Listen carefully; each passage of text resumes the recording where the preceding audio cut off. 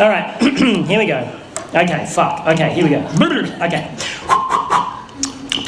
Walking to Sky, Chapter 1.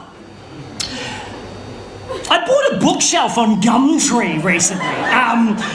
It was an amazing experience. I'll quickly tell you about it and then I'll read the book. But I found it strange because it made me start to think about the way like our methods of communication have sort of changed over the years. You know, in the old days, if you wanted a bookshelf, you'd just go see Gareth the bookshelf guy because he was the dude in your tribe that made the bookshelves. He had a little bookshelf cave. He was reputable. Now any mad bastard can sell their shit on Gumtree. You know what I mean? As a species, we're sort of able to cope with knowing and gossiping about around like 100 or 150 people. That's like the limit of our tribe. Any more than that, it starts to get confusing, which is why we created abstract constructs like territories and deities to unite larger groups of people under an imaginary common factor. And it works a treat because we only really gather en masse on special occasions. But I think like social media and it's fucking all that up, you know. I don't think we're able to deal with the thousands of people we're connected to on a daily basis, and as a result we neglect our immediate 150, you know. That's why I never get invited to parties anymore. It's not because I ramble on about veganism and fisting old ladies. It's because I'm not on Facebook and everybody just assumes you are. I am so behind on the births, deaths and marriages of my friends that I feel like the time traveller's wife every time I go to a party. I'm like, this is Tim, he's our son, he's 6 now. Fucking didn't even know you were pregnant. Anyway, and you know smartphones aren't that great. You know that, right? They're not that great. You don't need the internet in your pocket. You work at Coles, okay? You're not working for the president. You don't need it. You don't need that much information. And also, what was the point of developing opposable thumbs for you to take a photo of your head and post it on the internet and then just stand by for validation? No one gives a fuck about your head. They'll only validate it in order to gain permission to post a photo of their own head on the internet and stand by for validation. The people who give a fuck about your head will at some point see it in real life. Fuck your head and the neck it rode in on. Your vanity is sucking up my bandwidth. Anyway, this is what's going through my head as I'm on Gumtree looking for a bookshelf, because you know when you put something in the search in Booktree, what the fuck? When you put something in the search on Gumtree, I'm having a stroke up here. Yeah, when you put something in the search, right, and like there's always a couple of things that come up in the list that are like the polar opposite of what you search for. I'm like, get out of my head, Gumtree algorithms, conspiracy. No, but seriously, you type it's like bookshelf and it's like bookshelf, bookshelf, bookshelf, gramophone, bookshelf, bookshelf, bookshelf, combine harvester. What the fuck? That's actually a pretty good price. Anyway, on this particular day, I found 2 bookshelves that worked for me in terms of cost and, more importantly, geographical convenience, because I'd be fucked if I'm driving to Broadmeadows to pick up a bookshelf, right? So I type in bookshelf and I see the 2 things and I'm like, okay, one seller is Kathy, the other is Morgan. I send them both the same text message. Hello, I saw your bookshelf on Gumtree. Is it still available? Kathy texts back straight away saying, sorry, it went this morning. That's cool, Kathy. I'm sorry I gave you an annoying voice in the retelling of this story. Morgan's response came through a couple of minutes later and simply read, it was my wife's bookshelf. How do you respond to that? Aside from the fact that it doesn't answer my fucking question, his use of past tense in that sentence unnerved me slightly.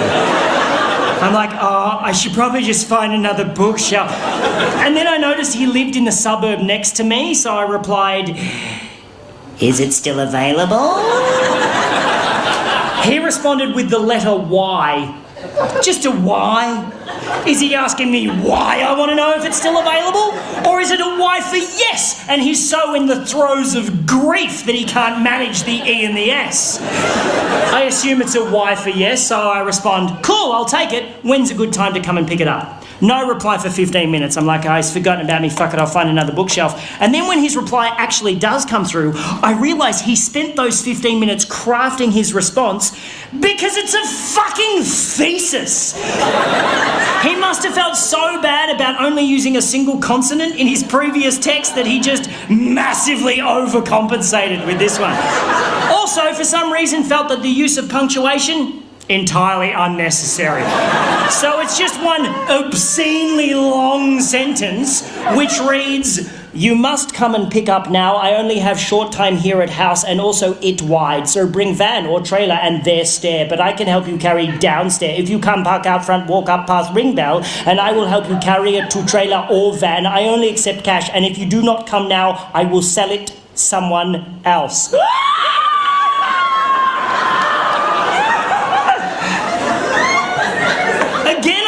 I should just find another bookshelf at this point.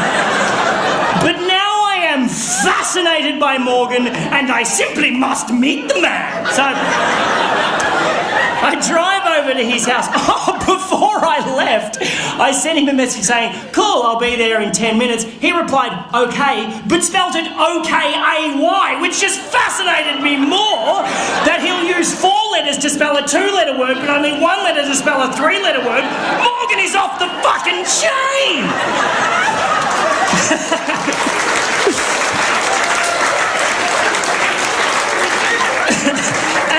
Driving over to his house, I'm trying to picture what he's going to be like, you know.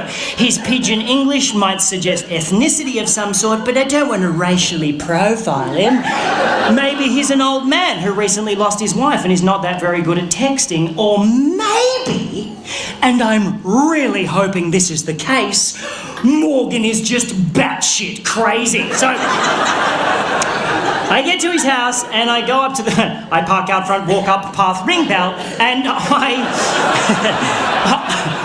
I brace myself for the door to be opened by like an old man in a smoking jacket, wearing fishnet stockings and suspenders, just puffing on an opium pipe, while a butler just creepily polishes a goldfish in the background. And then a tiny pug dog wearing a fez hat just trots up the hallway, sits on the mat, looks up at me and says, "Welcome to our lovely room."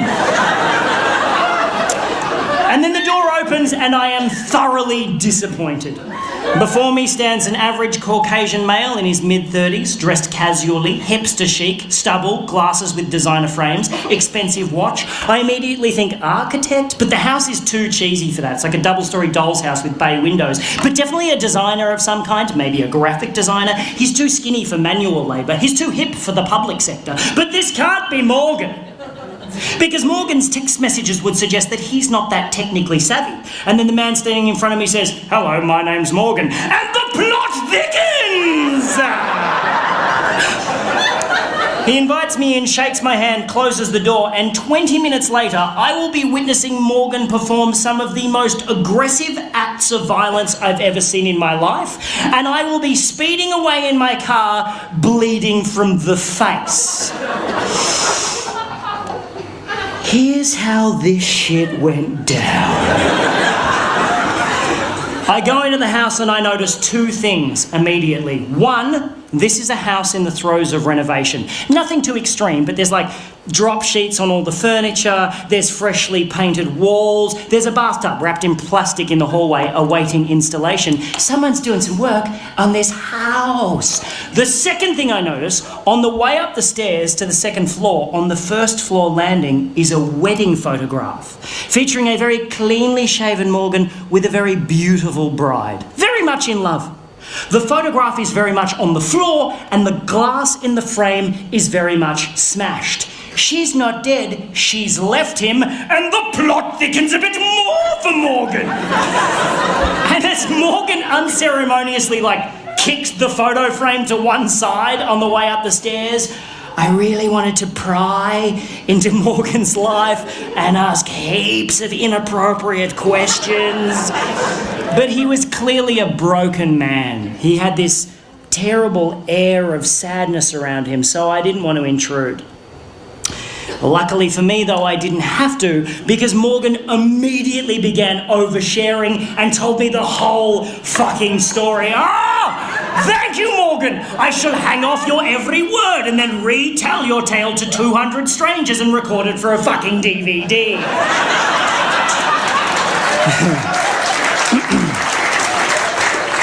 He is a graphic designer, yes, and he's really good at it. He does like massive rebranding campaigns for large corporations. He gets flown all over the world doing this shit, right? About 4 years ago, a woman hired Morgan to rebrand her florist business, and he did such a great job, she married him. And he thought everything was just fine, until about 3 months ago. Morgan had to do a presentation in Sydney, right? But he was on his way home from overseas and he got stuck in Dubai due to a flight cancellation. So rather than cancel the meeting, Morgan suggested to these businessmen in Sydney that they do a Skype chat because he's so technologically savvy despite his fucking baffling text message style. So Morgan checks into a hotel, cracks open his laptop and starts Skyping with this room full of businessmen in Sydney who are all watching Morgan on a massive screen on their boardroom wall, right? And everything's going great. Morgan is totally nailing it until about halfway through, he realises that a file he wants to show these dudes is on the desktop of his home computer back in his home office in Melbourne. And he decides to live share the desktop of his home computer on the Skype chat. He knows how to do that. He can control his computer remotely from anywhere in the world. It's not particularly new technology, but Morgan makes it sound so impressive. So this room full of businessmen are all watching keenly like, oh, Margaret, bring in some biscuits. There's some newfangled shit going on in here. As Morgan clicks a few buttons and brings up the desktop of his home computer on the Skype chat. Now, what Morgan doesn't realise is that his wife has been using the photo booth app on that particular computer to take pictures of herself. To take naked pictures of herself. To take naked pictures of herself doing some pretty fucked up shit. It's embarrassing to say the least. Just as Margaret came back in with the biscuits, I've got you the... Now, those of you who are familiar with the photo booth app will know that how it works is it accesses the built-in camera in your computer and with a click of a button takes a photo of you when you're standing in front of the screen. And if you know that, you'll also know that if you leave that application open, the camera also stays open, witnessing whatever may be happening in front of the computer in real time, such as your wife in your home office fucking your best mate.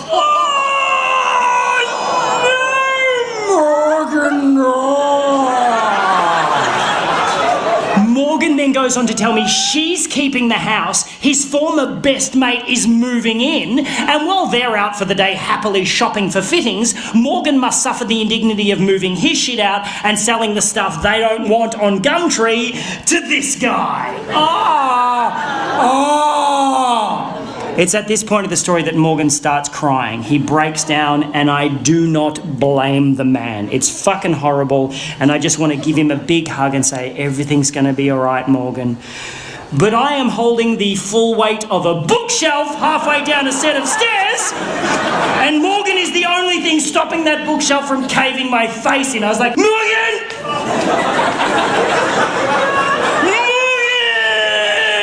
And Morgan managed to pull himself together for about 8 seconds and then just went bah and let the bookshelf go. I fell backwards. It literally rolled over me and took out the light hanging above the staircase. I'm now lying on my back getting showered in broken glass as the bookshelf turned end over end and just went thonk right through a freshly painted wall at the bottom of the stairs. I'm like,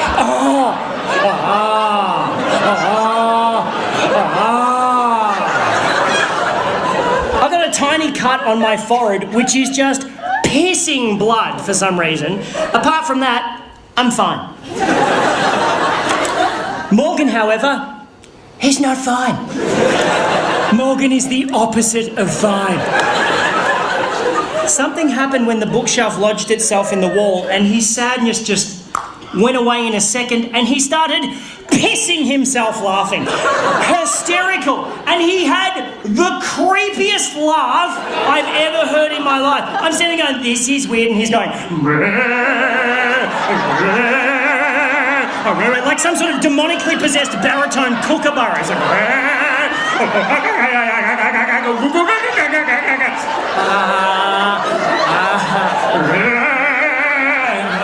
can I still have the bookshelf? He's like, yeah. We extracted from the wall. The bookshelf, incidentally, showing no sign of having just rolled down a staircase and smashed through a wall. We carried it out to my car. We had to stop about 6 times because Morgan was like, hang on a minute.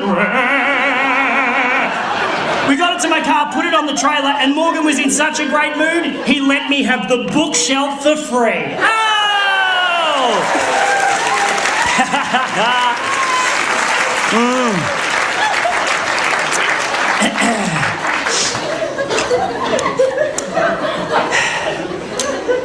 And that's where the story should end. But there was something about the bookshelf going through the wall that flipped a fucking switch in Morgan's head, and he is now hungry for more destruction. So as I started tying the bookshelf down to my trailer, Morgan just strolls over to like an upright mailbox on the front lawn and just starts trying to wrench it out of the ground, just really putting his back into it. Like, I'm like, you okay, buddy? He's like, yep. He pulls it out of the ground, whereupon he wields it like a fucking battle axe and just starts smashing up the front garden, just beheading the daisies, fucking up the lavender. I'm like, hey Morgan, maybe you want to stop and think about that. And he wheeled around and looked at me like Jack Nicholson chasing Shelley Duvall up the stairs in The Shining and said, why don't you mind your own fucking business? Yep, cool man, yep. Now, I like tying knots. I'm quite good at tying knots. If I tie something down, I take my time because I want it to stay there. But as Morgan nonchalantly strolled up the driveway, rolled up the garage door, and put the mailbox through the windscreen of an Audi,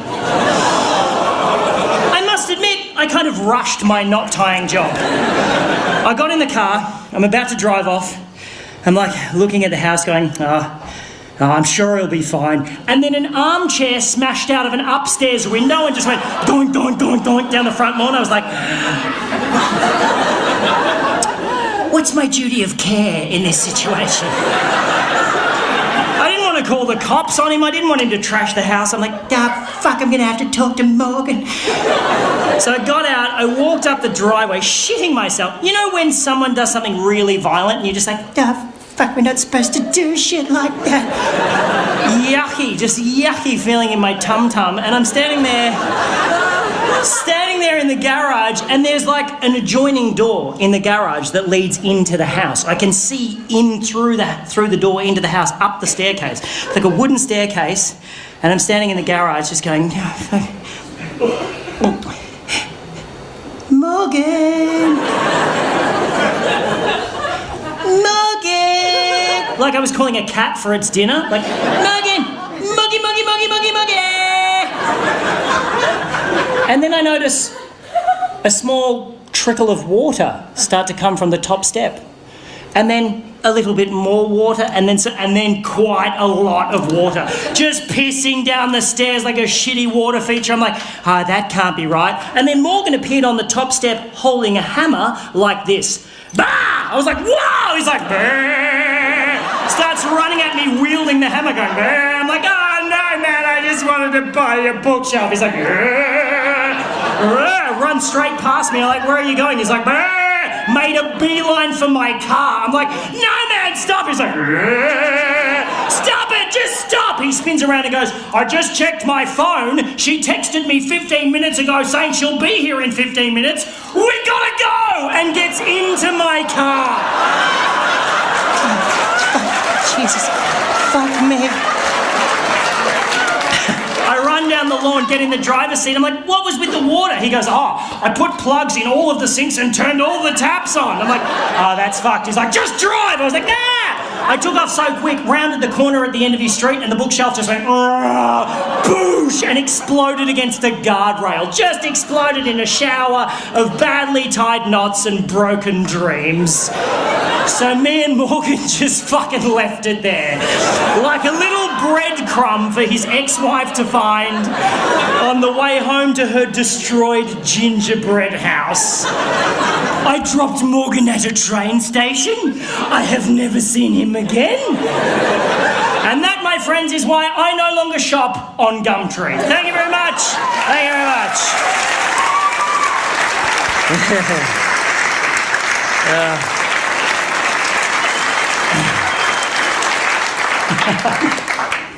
Fuck. You know my favourite bit of that story? I just made it up. Yeah, it's not true. There is no Morgan. It's very unsatisfying, isn't it? But I saw him in my head. I saw Morgan in my head.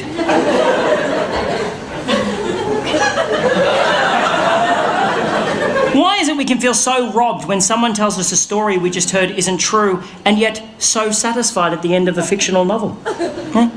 No. You know the other great thing about that story? First draft. Fuck you, Hemingway!